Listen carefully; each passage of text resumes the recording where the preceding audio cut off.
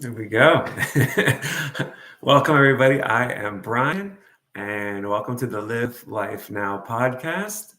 Today's episode is about photography and how it has gotten easier over the years because of technology and basically my personal experiences taking photographs. Okay, so just a little background. I am a pretty creative person. I love creating music, writing. I love making art, like some of the art right behind me there. I've done a lot of different things over the years, and one of my probably that's one of the things that I have been trying to put myself out there more with is with photography. Um, just want to start off by saying, like, I am no significant specialist in the area, but I do. I've been told many times that I have an eye for for certain photos. And let me kind of just give you a quick little breakdown of what I have seen and what may help you in your own photography should you like to go that route. So I started off, just like everybody else. We grew up in the previous generations of having disposable cameras, and of course, you never knew what was good or not good until you got the photos back, and it was obviously a lot of times disappointing what you ended up actually taking and not knowing what you took. You didn't have like the real like ways to zoom or do anything like that. You didn't have ways to properly edit, things along those lines. So, anyways, as time went on, obviously technology changed, and obviously good cameras have existed for generations and generations at this point. But um, what I ended up doing was around 2010. I ended up buying a Nikon camera, and it was, not even necessarily top of the line for its time. I still have the camera; it's still my main go-to camera. Um, I later ended up buying an extended lens to take faraway shots, from further distances, which was helpful. But then, of course, a lot of my photography is up closer, so I didn't always need that big of a lens. But it was good to have that option when the time came if I needed it. So, anyways, started taking photography a little more seriously. Typically, did most of my photography during traveling. And for those that have listened to previous episodes or that know me personally, you will know that I've done a lot of traveling. Certainly, going to new locations has helped. It's helped me have better subjects of more variety of things to take photography of. Typically, like doing nature photography, animals, just cool things by the ocean or by jungle areas, flowers, anything that stands out. A lot of photos of the sun and the sun setting, sunrises, whatever stands out is interesting. One thing that I like to do a lot of times is look for things that other people might overlook. So I'm looking up. A lot of times it's weird. There's so many amazing photos that we just don't look at because we're so busy looking at eye level or looking down and maybe. But if you just look up, so I've had amazing views of trees and amazing views of the sky and just you name it that I otherwise have overlooked in other times, I'm sure. And because I took those thoughts like, okay, what else? Where else can I go? What else can I find? I've come across some really cool stuff over the years.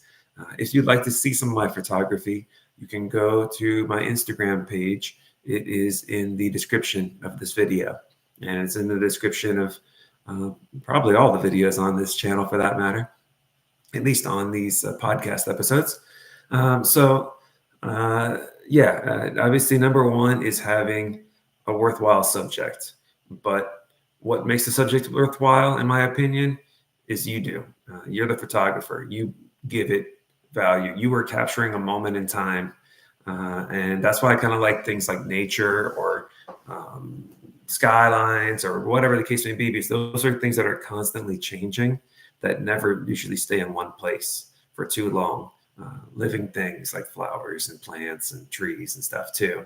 They are constantly going through seasons, whatever the case may be. So you were capturing that moment that will never be exactly that same way in that exact moment ever again, in theory. Um, but that wasn't the only type of photography that I started doing. I was traveling in, I think it was late 2015. I was in Asia. I ended up going to Singapore.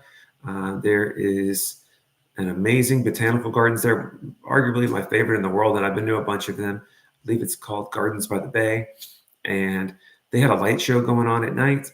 They had these giant structures that look like trees that light up in many different colors, and I was just kind of laying down and taking photos up and hanging out, enjoying the show. And it was dark, and I didn't have the right settings on the camera, and my photos started blurring, and the lights blurred along with it. And I ended up getting some really cool, abstract, colorful type of photos by accident.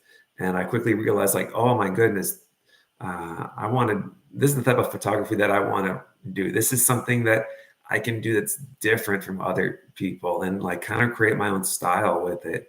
Kind of like this like blurry, wild style of photography. But to make this type of photography that I'm referring to here, you need large light sources.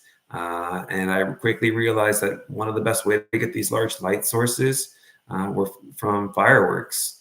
And I think taking photos of fireworks just as is fairly boring in a way. A lot of people do it. You know, they may share their photos on social media, you know, 4th of July in the United States, or maybe New Year's or whatever. There's something in their backyard or something.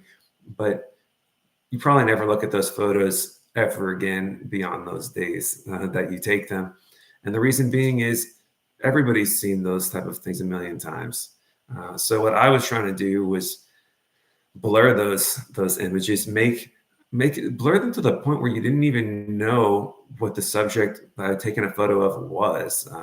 Just be wild, extravagant colors and directional light sources. And of course, it's awesome when you get a variety of colors. It alters everything. So the idea was, okay, how I came up with this idea to do this abstract photography, mainly at times with fireworks or other large light sources. How do you do something that's unique, that's abstract enough where it blurs the lines between what you're actually seeing and what the photo actually takes?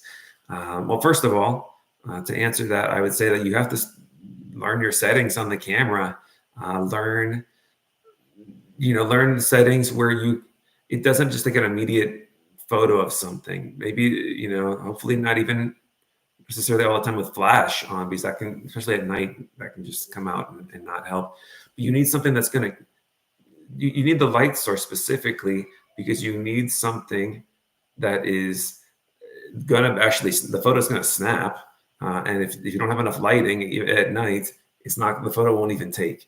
So the big light source is helping the photo take, but you want it to kind of delay taking that photo, hold for maybe 1 to 2 seconds as it's taking that photo. So what I started doing was putting it on kind of like a delay setting, on like a manual setting.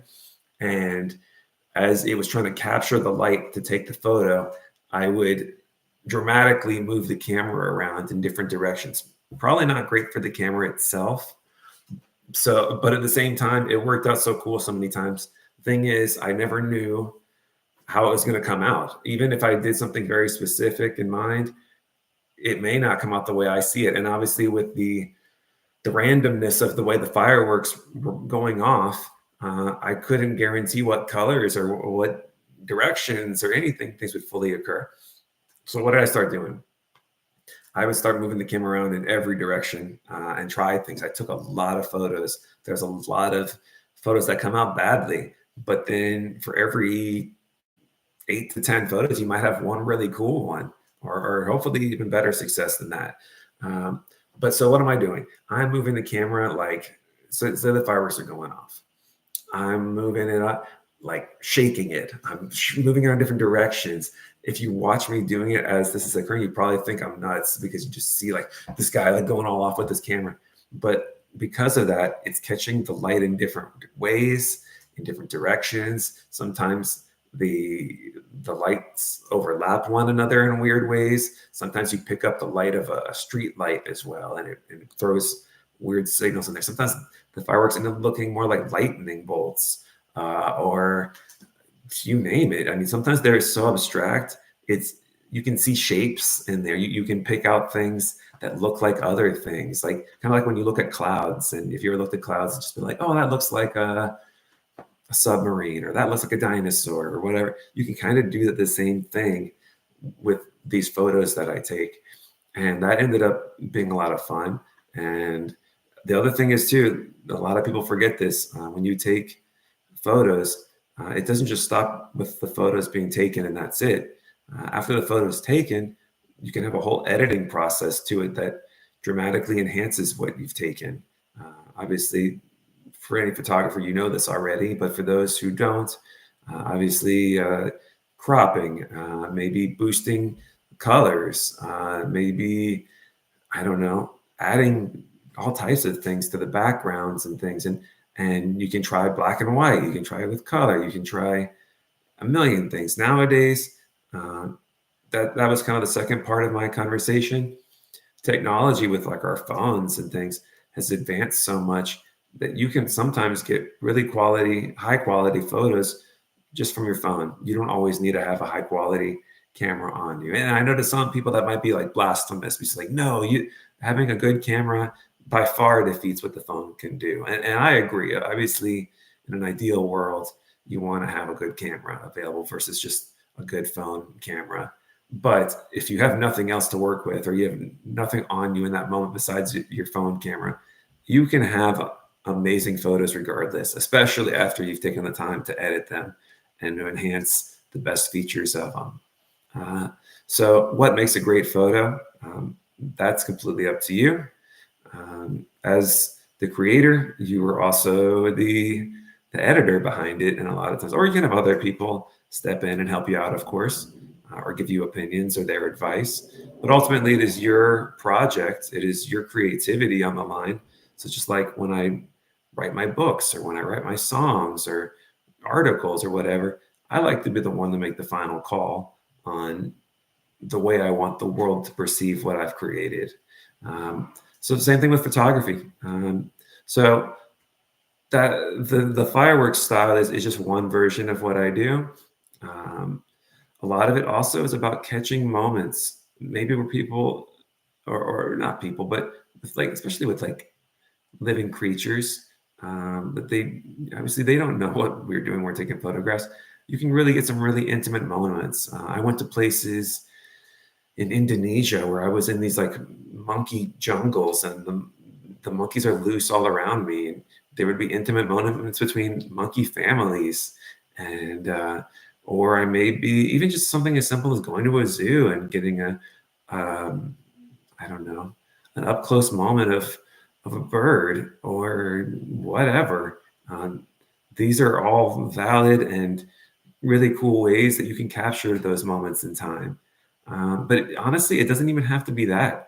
I've had leaves fall on the ground in a dramatic way that looked artistic to me.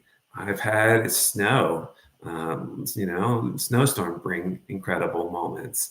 I've had, like I mentioned, the light, the dark, whatever the case may be. So yeah, part of it's being in the right place at the right time and finding a good subject or having those opportunities available to you. But you don't necessarily need those things available to you at all times. I didn't always have to go around the world to find cool subjects to take photos of. It's about being able to find something interesting and beautiful in the everyday stuff too. I don't know, a cool angle of a chair or a table or a fan or anything. It doesn't matter. Those all could be options out there. And of course, some things are more exciting than others, but you give them their specialness as the photographer. Your job, I guess, if there's a job in it, is to find what makes these things special, even if they seem ordinary and boring subjects. There might be something interesting about it that you can look at it in a different way that normal people would not take the time to look at these things in that way. What do I mean? I don't know. I have went and I like the idea of taking photographs of buildings that are damaged, that have like wear and tear, that have been through fire, that are, you see a barn and you see it, falling apart little by little, just wear and tear over time and going a little further and further into disrepair. There's something beautiful in the aging process of it, in the imperfections give it its specialness. So it's cool to look at things like that too. It's not about just finding the best angle, the best, we're in a world of like selfies and looking our best and putting our best foot forward and giving sometimes a false sense of who we are and what we look like and all our accomplishments and things. It's more than that. It's about finding the non-beautiful things too, and about finding the things that make us unique, make us special, whether they may be seen as flaws, whether they're seen as beauty, that is in the eye of the beholder, right? So that's my advice as a photographer, as a creative person, is try to bring something to the subject that other people might often overlook, whether it's looking up in the sky and getting a different angle, whether it's taking an ordinary thing and editing it into something else, whether it's abstract photography of light sources, whether it's take photos of your pet, I don't know, anything. There's so many options out there. Go to a park, go to, I don't know, anywhere. Just start looking around. And the more you practice and the more you just take photography, random photos, the more you're going to start seeing new possibilities with it.